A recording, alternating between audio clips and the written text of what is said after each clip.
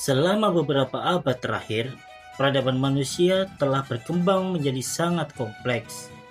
Berbeda dengan sistem barter primitif di pusat-pusat kebudayaan kuno, kita sekarang tengah berhadapan dengan ekonomi global yang sangat besar, yang membutuhkan pengelolaan serta pendistribusian aliran berbagai mata uang. Seringkali, bahkan dalam bentuk yang tidak berwujud pada zaman ini. Namun, sadar atau tidak, hampir semua lini kehidupan kita pasti terkait dengan ilmu ekonomi. Jadi, senjelimet bagaimanapun, mau tidak mau, kita harus mulai belajar ilmu ekonomi. Ayo kita mulai.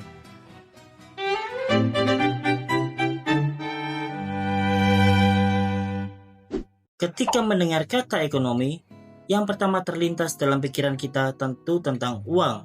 Betul tidak? Lalu, lebih spesifiknya, sebenarnya ekonomi lebih membicarakan tentang bagaimana kekayaan didistribusikan. Ringkasnya, seperti konsep yang lebih langsung dan dapat dirasakan, seperti gajian tiap bulan dan tagihan apa saja yang perlu dibayar.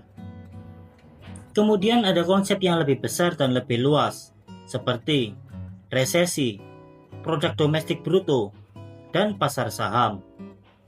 Yang dimana sebagian besar pembahasan tadi termasuk dalam bidang makroekonomi yang melibatkan analisis ekonomi nasional dan juga global. Dalam seri ini, kita akan memulai dengan tinjauan mendalam tentang mikroekonomi yang mempelajari bagaimana ekonomi dapat mempengaruhi keputusan setiap individu serta jenis keputusan yang kita ambil di tiap harinya. Sebelum itu, saya akan memberikan konteks dan pengetahuan dasar untuk kemudian berkembang ke makroekonomi, sehingga semua konsep besar ini akan lebih dapat difahami. Dan akhirnya, saya memiliki harapan setelah menyimak video ini, kita dapat menerapkan pada pilihan ekonomi personal, seperti budgeting, pencatatan kas masuk dan kas keluar, memantau rekening bank, dan bahkan hal-hal seperti cara berinvestasi di pasar modal. Namun, sebelum kita membahas terlalu dalam topik ini, kita harus memulai dari awalnya dulu. Celup-celup dulu, sebelum nantinya kita benar-benar tenggelam dalam dunia ekonomi.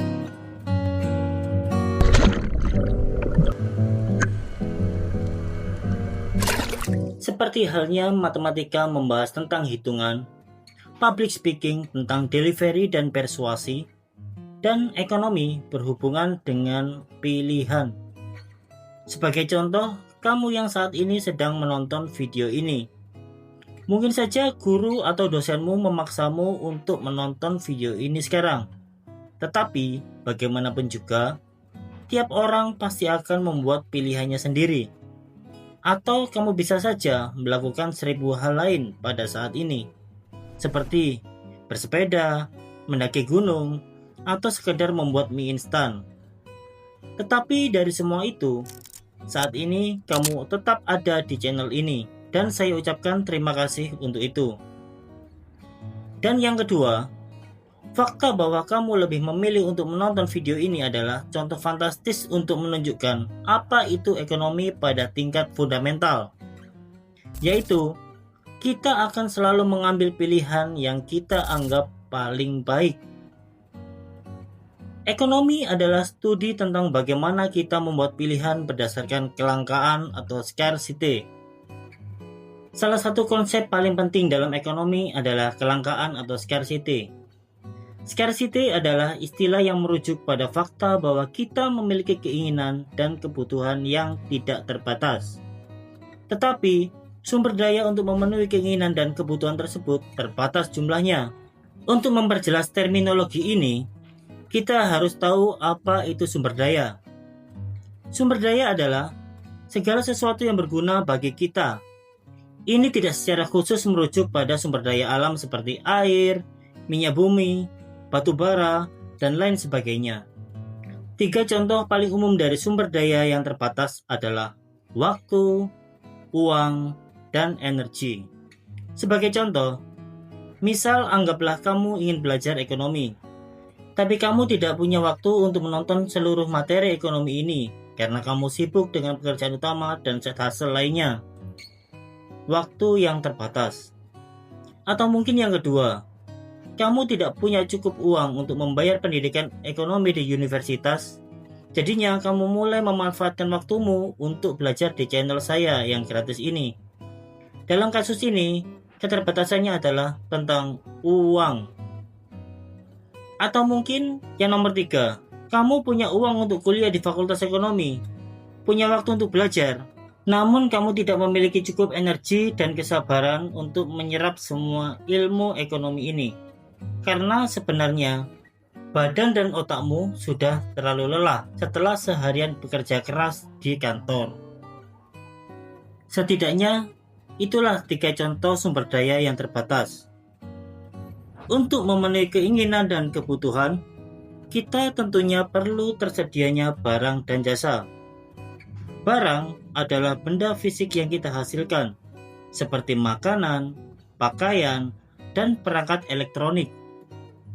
Dan jasa adalah tindakan atau aktivitas yang kita lakukan, seperti mengantar makanan, mencuci pakaian, dan memperbaiki perangkat elektronik. Seluruh barang dan jasa dianggap langka karena secara inheren memiliki pasokan yang terbatas. Hal ini karena sumber daya, tenaga, dan waktu yang diperlukan untuk memproduksi barang dan jasa pada dasarnya terbatas. Namun, perlu diperjelas bahwa kelangkaan atau scarcity itu tidak merujuk pada kekurangan. Jadi, kelangkaan dan kekurangan itu berbeda. Kekurangan terjadi ketika konsumen menginginkan jumlah barang atau jasa yang lebih besar daripada yang produsen mampu sediakan pada harga tertentu. Berbeda dengan kekurangan yang sifatnya situasional, kelangkaan sifatnya pasti ada, karena sumber daya jumlahnya terbatas, sedangkan keinginan manusia tidak terbatas jumlahnya. Inilah alasan mengapa ekonomi akan selalu ada. Sebagai penutup, saya teringat dengan sebuah kalimat dari seorang ahli teori ekonomi, yaitu Lionel Robbins, yang merangkum esensi dari apa yang telah kita pelajari. Ekonomi adalah ilmu yang mempelajari perilaku manusia sebagai hubungan antara tujuan dan sarana langka yang memiliki kegunaan alternatif. Perlu diingat, kita tidak bisa mengendalikan kelangkaan terkait sumber daya, tetapi kita masih bisa mengendalikan pilihan terkait bagaimana menggunakan sumber daya yang ada. Kesadaran akan kelangkaan hanyalah permulaan. Langkah berikutnya adalah memahami konsekuensi nyata dari setiap pilihan yang kita ambil. Karena sumber daya itu terbatas, setiap keputusan untuk memilih A secara otomatis berarti kita harus merelakan B. Inilah yang dikenal sebagai trade-off.